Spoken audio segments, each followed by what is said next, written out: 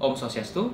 Perkenalkan, nama saya Cokorda Gede Bagus Muladara Cakrakelasa, nomor absen 7 dari kelas 11 MIPA 1. Jadi pada video kali ini saya akan mempresentasikan mengenai permainan bola basket. Dan untuk yang penjelasan pertama, saya akan menjelaskan mengenai pengertian daripada permainan bola basket itu sendiri. Jadi untuk pengertiannya, bola basket ini adalah olahraga berkelompok yang terdiri atas dua tim, yang mana masing-masing tim ini beranggotakan 5 orang. Dan kedua tim ini akan saling bersaing menciptakan poin sebanyak-banyaknya dengan cara memasukkan bola ke keranjang lawan. Baik, itu dia untuk penjelasan. Sekarang kita akan lanjut ke sejarah singkat bagaimana perjalanan bola basket hingga sampai ke Indonesia. Jadi pertama-tama bola basket ini diciptakan oleh Dr. James A. Naismith pada tanggal 15 Desember tahun 1891 di Massachusetts, Amerika Serikat. Jadi pada waktu itu, James ingin menciptakan sebuah permainan yang dapat dimainkan oleh anak-anak pada ruangan tertutup pada musim dingin.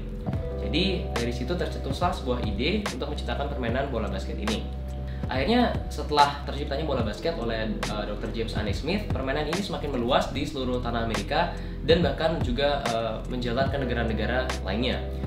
Hingga pada akhirnya tanggal 18 Juni 1932 oleh Yunani, Italia, Argentina, Latvia, Swiss, Rumania, Portugal, dan juga Cekoslovakia didirikanlah organisasi basket pertama, yakni FIBA atau Federazione Internazionale de Basketball. Setelah terciptanya FIBA, beberapa tahun kemudian bola basket ini dengan dibawa oleh pedagang Cina masuk ke Indonesia.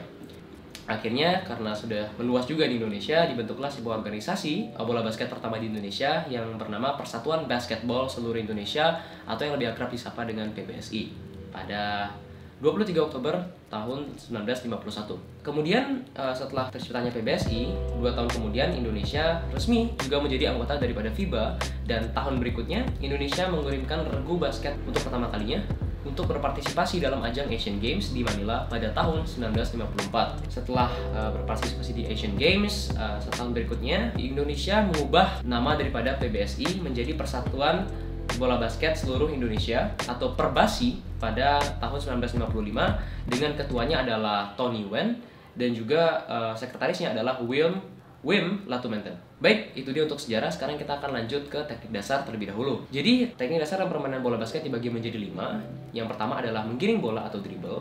Jadi, apa itu dribble? Dribble ini merupakan teknik membawa bola dengan cara dipantul-pantulkan ke lantai. Jadi, dribble ini juga dibagi menjadi 2. Yang pertama ada dribble tinggi atau memantulkan bola dengan ketinggian setinggi pinggang, dan juga dribble rendah, yakni dribble tapi ketinggiannya bisa dibilang cukup dekat dengan lantai. Itu dia untuk dribble. Yang kedua ada mengoper bola atau passing. Jadi passing ini adalah memberikan atau memindahkan bola kepada rekan tim di atas lapangan dengan cara melemparkan bola tersebut. Passing sendiri dibagi menjadi 4. Yang pertama ada chest pass, yakni teknik passing yang mana kita melempar bola sejajar dengan ketinggian dada. Yang kedua ada bounce pass, yakni teknik passing dengan cara mengoper bola dengan memantulkan bola ke lantai terlebih dahulu ke arah rekan tim. Berikutnya ada overhead pass, yakni teknik passing dengan cara melempar bola melebihi ketinggian kepala atau di atas kepala. Dan yang terakhir ada baseball pass, yakni teknik passing dengan cara melempar bola menyerupai gerakan melempar bola pada permainan baseball. Itu dia untuk passing. Berikutnya ada shooting atau menembak. Jadi shooting ini adalah melepaskan atau menembakkan bola ke dalam keranjang untuk bisa mendapatkan poin ya. Jadi shooting ini terdiri atas 2 jenis juga atau 2 cara. Yang pertama ada shooting dengan 1 tangan dan juga dengan 2 tangan. Sebenarnya tidak ada penggunaan yang tidak ada skenario yang spesifik di mana kita harus menggunakan 1 tangan atau 2 tangan, hanya saja bisa disesuaikan dengan kenyamanan masing-masing. Bila kita merasa lebih seimbang dengan 2 tangan, bisa menggunakan 2 tangan, namun jika kita kurang nyaman dengan 2 tangan, bisa menggunakan 1 tangan juga. Shooting ini sendiri juga memiliki berbagai variasi. 2 diantaranya adalah jump shot dan juga layup. Jadi jump shot ini adalah memasukkan bola atau shooting dengan cara melompat ke ring. Jadi kita melompat, kemudian menggapai ring dan lalu kita masukkan bolanya. Di samping jump shot ada juga layup. Jadi layup ini mirip seperti jump shot, hanya saja sebelum melompat kita akan berlari terlebih dahulu. Berlari dan kemudian melakukan tembakan melayang. Jadi itu dia untuk menembak atau shooting. Kita akan lanjut berikutnya ke gerakan berputar atau pivot ya. Jadi pivot ini adalah gerakan berputar dengan poros pada salah satu kaki kita. Jadi dengan kedua tangan memegang bola dengan tujuan untuk menghindari sergapan lawan yang akan merebut bola.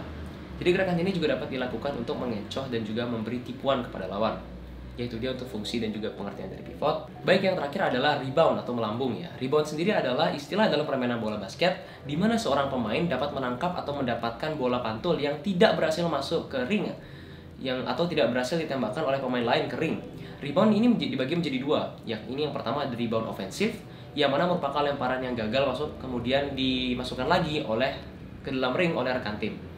Dan yang kedua ada rebound defensif, yang ini merupakan teknik merebut bola yang gagal dimasukkan oleh lawan ke ring kita untuk mencegah usaha memasukkan bola kembali ke ring. Baik, itu dia untuk teknik dasar permainan bola basket. Sekarang kita akan lanjut ke teknik penyerangan dan teknik pertahanan.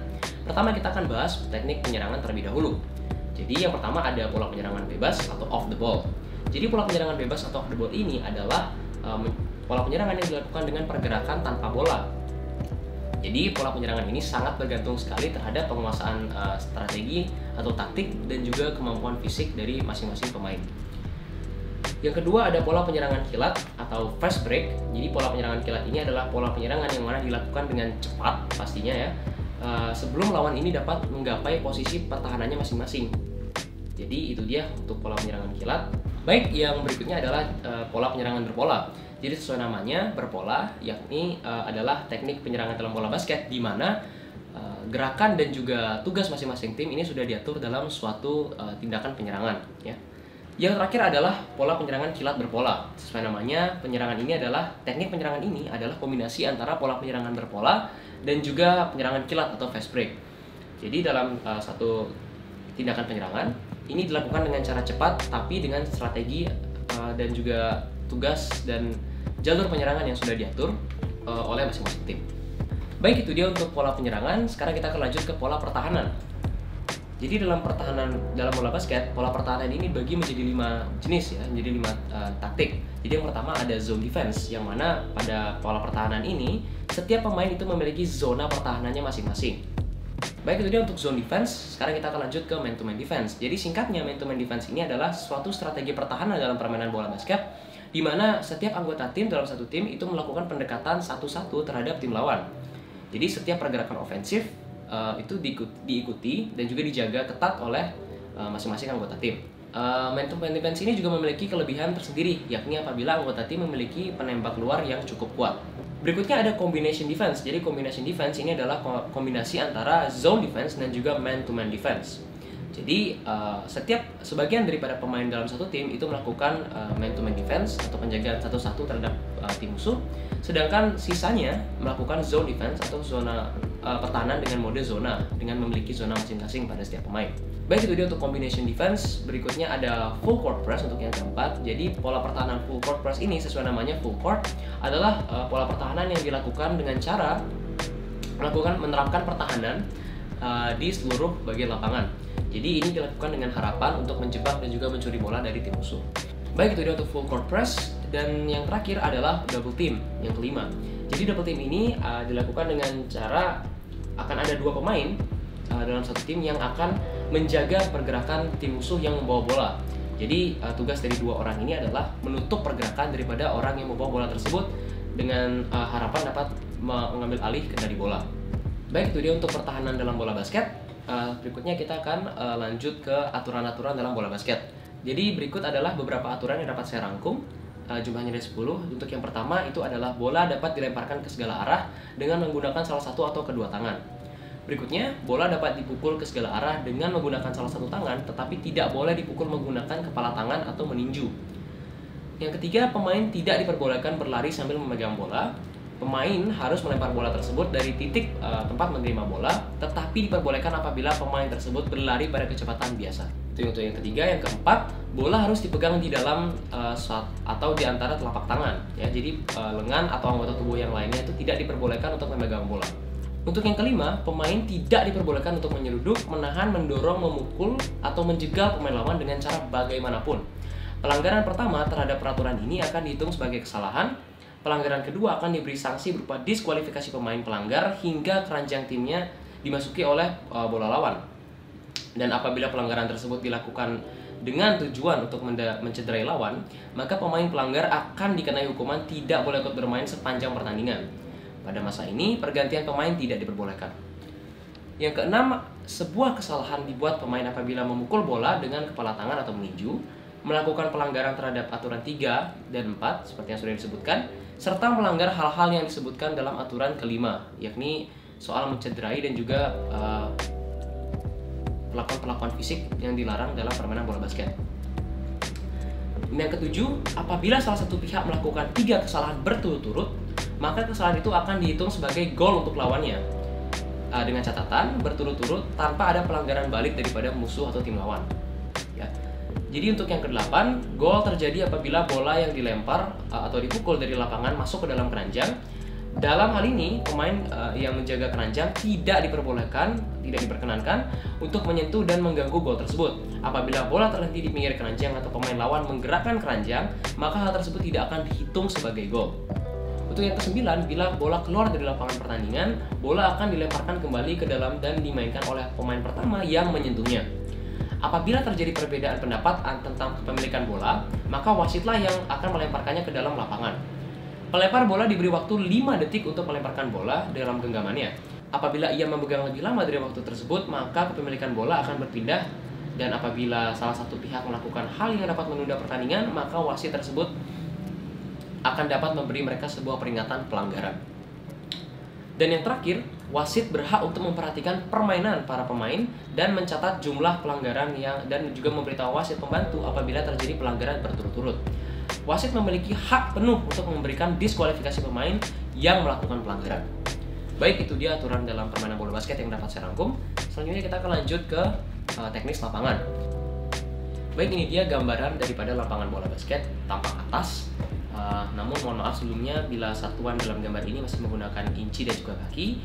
Oleh karena itu saya sudah menyiapkan terjemahan daripada satuan-satuan ini dalam satuan cm dan juga meter di slide berikutnya. Baik, berikut adalah detail daripada lapangan basket. Untuk ukuran lapangan, panjangnya adalah 28 meter, lebarnya 15 meter, diameter lingkaran tengah 3,6 meter, jarak garis 3 poin ke ring 6,75 meter. Untuk ukuran tiang dan juga ringnya, untuk tinggi ring itu 3,05 meter, untuk diameter ring 45 cm, untuk jarak tiang ring ke end line itu adalah 1 meter, panjang papan pantul itu 1,8 meter kali 1,05 meter.